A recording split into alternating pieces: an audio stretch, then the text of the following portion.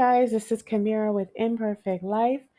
And if this is your first time here, welcome. Welcome to the channel. This channel is for anyone that has gone through pet loss, trying to navigate life after pet loss, or for anyone that has a friend or family member that is trying to figure out life after pet loss. So, in today's topic, I wanted to discuss what do we do when your pet has moved on to Rainbow Bridge and you're trying to figure out what do I do with their belongings? What am I going to do with all their toys? I don't know what the next step is in this process. Going through grieving after loss, after losing a pet, is so hard and difficult. It's probably one of the hardest things one can experience in our lifetime.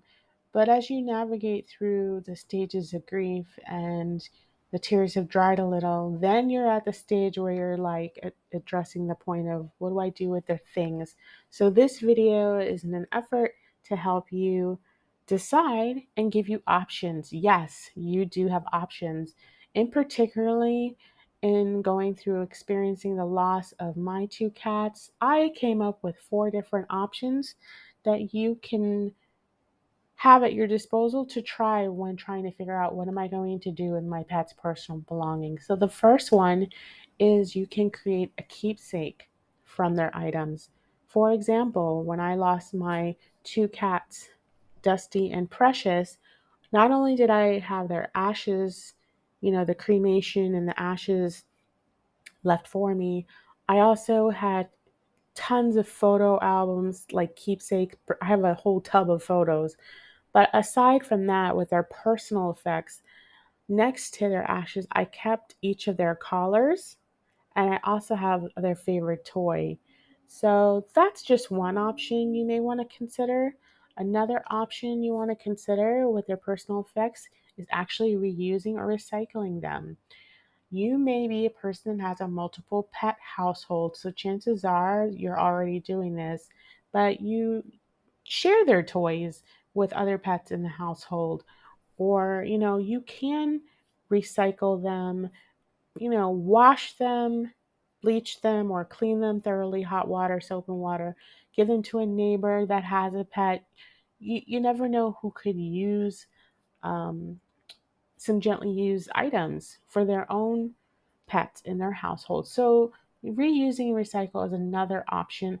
Also, if you're someone that decides maybe you don't want to own a pet right away and you want to foster, it's a great way to repurpose your toys and help a foster in the meantime.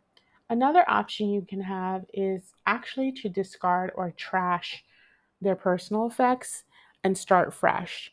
In particularly, even though it sounds kind of harsh, in particularly, it may be necessary because there are plenty of pet parents that have very personalized personal effects for their pets, meaning customized, name engraved, specific outfits, pet bowls, toys, collars, etc. So it it kind of does not make sense to repurpose like a t-shirt that has their name on it or maybe something very personalized. It kind of does make sense if it was necessary to discard. But sometimes the other point of view is some people feel like it's too painful to have any reminders around of their pets. So there's no judgment there. It's just a personal choice. So that's option three. And the last option, which I chose to do and is so helpful for others, is to donate your pet's personal belongings. I know I found that donating some of their toys, particularly unused cans of food. You can do this, provide it some of their personal belongings, washed or gently used and washed in good condition. You can donate to shelters, you can donate to nonprofits or animal organizations in your area. I can tell you from experience by volunteering, I was surprised that many people didn't realize you can not only donate new things, but gently used in good condition, use things. Even you can donate, in particularly, aside from toys, leashes that are in good condition, sturdy and durable, canned food, even dry food. You can donate old sheets, old towels, old blankets. I don't know, maybe there's stains or just paint speckles on them. You know, bedding or stuff like that that you don't want to have on your bed and display for company, but it's in really good shape, but you kind of hang on to it for whatever reason, but you're not sure what to do. You can actually donate some of those things for to a local charity organization, and they can repurpose that and use that for lining some of the cages where the animals, the cats and dogs, are kept to keep them warm. Also, pet beds, maybe some apparatuses that help senior pets, like stairs.